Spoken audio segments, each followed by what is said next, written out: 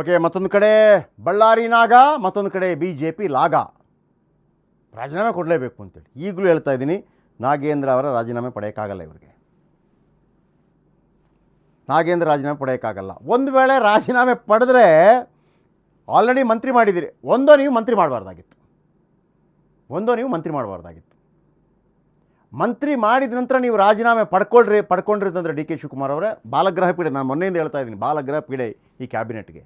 ತಪ್ಪು ಮಾಡಿದ್ದೀನಿ ಅಂತ ಒಪ್ಕೊಂಡಾಗೆ. ಬಟ್ BJP ಬಿಡ್ತಾ ಇಲ್ಲ. ಬಳ್ಳಾರಿ ನಾಗ ವರ್ಸಸ್ BJP ಲಾಗ. ನಾಗೇಂದ್ರ ರಾಜೀನಾಮೆಗೆ ರಾಡಿ ಎಬ್ಬಿಸ್ತಾ ಇರುವ BJPಗೆ ಇದೀಗ ನಾಗೇಂದ್ರ ಕೌಂಟರ್ ಕೊಡ್ತಾ ಇದ್ದಾರೆ. ರಾಜೀನಾಮೆ ಬೇಕಾ ನಿಮಗೆ? ರಾಜೀನಾಮೆ ಬೇಕಾ? BJP ಪಾದಯಾತ್ರೆ ಬ್ರಹ್ಮಾಸ್ತ್ರಕ್ಕೆ ಸಚಿವ ನಾಗೇಂದ್ರ ತಿರುಗುಮಾಣ. ಇವರು ಪಾದಯಾತ್ರೆ ಕೂಡ ಎಲ್ಲಿಂದ, ರಾಯಚೂರಿಂದ ಯಾಕೆ ಮಾಡ್ತಾ ನನಗೆ ಅರ್ಥ ಆಗ್ತಾ ಇಲ್ಲ. ಅಲ್ಲಿ ST ಸಮುದಾಯದ ಓಟ್ ಇದೆಯಾ ಅಂತ. ಸರ್, ನೀವು ಬೆಂಗಳೂರಿಂದ ಮಾಡಬೇಕಿತ್ತು. ಅಹೋರಾತ್ರಿ ಧರಣಿ ಮಾಡಿಬಿಟ್ಟು ಬೆಂಗಳೂರಿಂದ ಮಾಡಬೇಕಾಗಿತ್ತು. ಎಲ್ಲಿಗೆ? ಬಳ್ಳಾರಿಗೆ. ಆವತ್ತು ಕಾಂಗ್ರೆಸ್, ಇವತ್ತು BJP ಅಂತ ನಾವು ಕೂಡ ಒಂದು ಸ್ಟೋರಿ ಮಾಡ್ತಾ ಇದ್ವಿ ಭಾಳ ದೊಡ್ಡ ಮಟ್ಟದಲ್ಲಿ.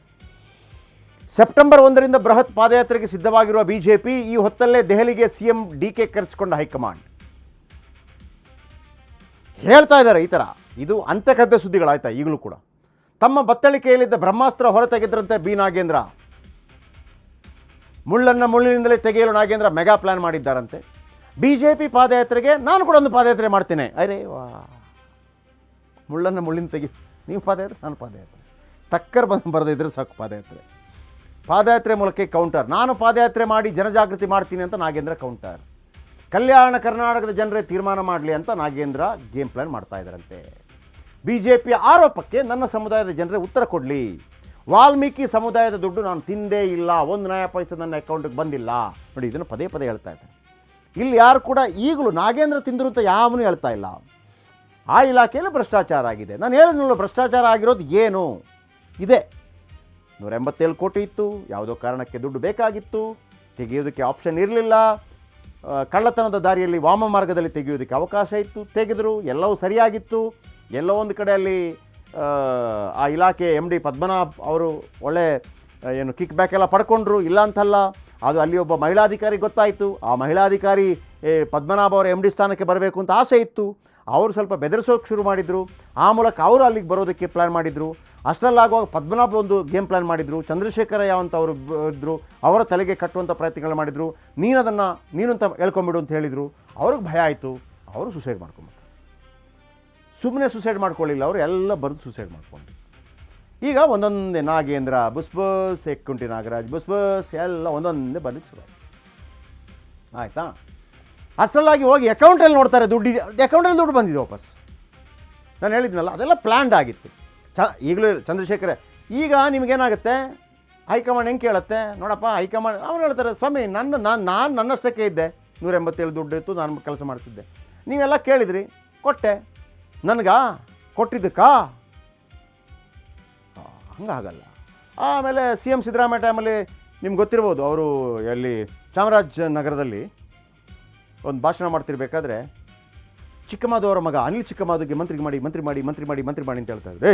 ಆಗಲ್ಲ ರೀ ಮಂತ್ರಿ ಮಾಡೋಕ್ಕೆ, ಅಲ್ಲಿ ನಾಗೇಂದ್ರನ ಮಾಡಬೇಕು ಅಂತ ಹೇಳ್ತಾ ಇದ್ರು. ರಾಜೀನಾಮೆ ಕೊಟ್ಟು ನಾವು ವಾಪಸ್ ಮಾಡ್ತೀವಿ ಅಂತ. ಸೊ ಹಾಗಾಗಿ ಚಾನ್ಸ್ ಇದೆ. ಇವರೇನು ಹೇಳ್ತಾ ಇದ್ದಾರೆ, BJP ಏನು ಹೇಳ್ತಾ ಇದ್ದಾರೆ, BJP ಹಟಾವ್ ಕಾಂಗ್ರೆಸ್ ಬಚಾವ್ ಅಂತ ಇವ್ರು ಮಾಡ್ತಾ ಇದ್ದಾರಂತೆ. ಅವರೇನು ಹೇಳ್ತಾ ಇದ್ದಾರೆ, ನಾಗೇಂದ್ರ ಹಟಾವ್,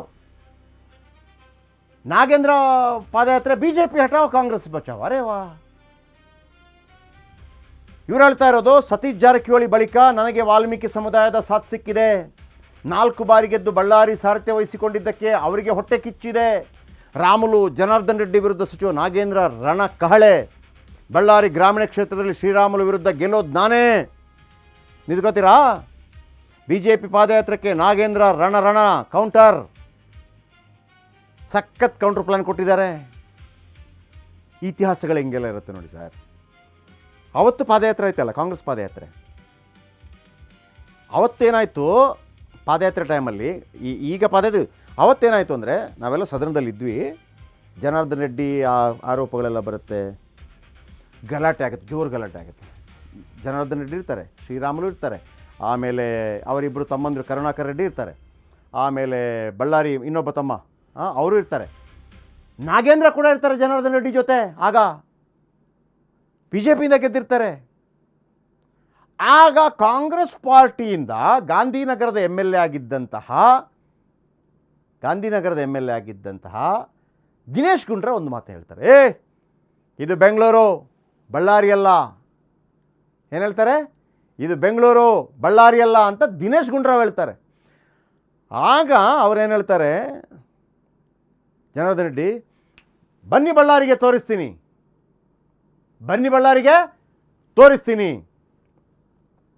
ಆಗ ಏನು ಸವಾಲಾಗ್ತೀಯಾ ಅಂತೇಳಿ ಸಿದ್ದರಾಮಯ್ಯ ಹಿಂಗೆ ಕೈ ತಟ್ತಾರೆ. ಜೋರು ಗಲಾಟೆ ಆಗುತ್ತೆ. ಅಹೋರಾತ್ರಿ ಧರಣಿ ಆಗುತ್ತೆ. ಪಾದಯಾತ್ರೆ ಫಿಕ್ಸ್ ಆಗಿಬಿಡ್ತದೆ. 15 ದಿನದ ಪಾದಯಾತ್ರೆ, 320 ಕಿಲೋಮೀಟ್ರ್ ನಾನು 15 ದಿವಸ ಹೋಗಿದ್ದೀನಿ, ಆ ಪಾದಯಾತ್ರೆಯನ್ನು ಕವರ್ ಮಾಡಿದ್ದೀನಿ. ಆಮೇಲೆ ಅದು CBIಗೆ ಹೋಯಿತು, ಮತ್ತೊಂದಾಯಿತು. ಜನಾರ್ದನ್ ರೆಡ್ಡಿ ಜೈಲಿಗೆ ಹೋದರು, ಬಂದರು. ಬಳ್ಳಾರಿಗೆ ಎಂಟ್ರಿ ಕೊಡಲಿಕ್ಕಿಲ್ಲ ಅಂತ ಆಯಿತು. ಯಾರಿಗೆ? ಜನಾರ್ದನ್ ರೆಡ್ಡಿ ಬಳ್ಳಾರಿಗೆ ಎಂಟ್ರಿ ಕೊಡಲಿಕ್ಕಿಲ್ಲ ಅಂತೇಳಿ. ನನಗೀಗಲೂ ನೆನಪಾಗೋದು ಸಿದ್ದರಾಮಯ್ಯನದೊಂದು ಭಾಷಣ, ಈಗಲೂ ನಿಮಗೆ ಕೇಳಿರ್ಬೋದು. ಅಂದರೆ ರಾಜಕೀಯದ ರುಚಿ ಇದ್ದವ್ರಿಗೆ ಭಾಳ ಮಜಾ ಆಗುತ್ತೆ. ಜನಾರ್ದನ್ ರೆಡ್ಡಿ ಅವರೇ, ನೀವು ನನಗೆ ಸವಾಲು ಹಾಕಿದ್ರಿ, ತಾಕತ್ತಿದ್ರೆ ಬಳ್ಳಾರಿಗೆ ಬಾ, ಈಗ ನೀನು ಬಾ ನೋಡೋಣ. ಕೇಳಿದಿರಾ ಡೈಲಾಗು? ಸಿದ್ದರಾಮಯ್ಯ, ಜನಾರ್ದನ್ ರೆಡ್ಡಿ ಅವರೇ, ನನಗೆ ಸವಾಲು ಹಾಕಿದ್ರಿ, ತಾಕತ್ತಿದ್ರೆ ಬಳ್ಳಾರಿಗೆ ಬಾ, ಈಗ ನೀನು ಬಾ ನೋಡೋಣ.